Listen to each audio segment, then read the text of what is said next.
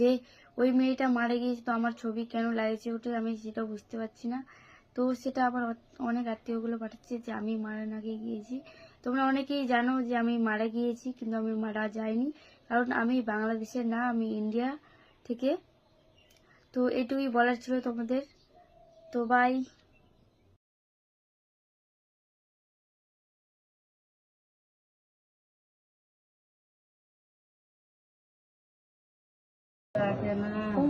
বলো বলো।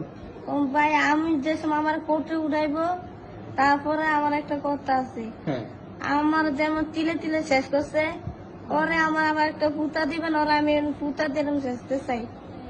তো আমার আত্মা শান্তি পাবে, নাহলে আমার আত্মা শান্তি পাইব না। ইনশাল্লাহ ইনশাল্লাহ ইনশাল্লাহ।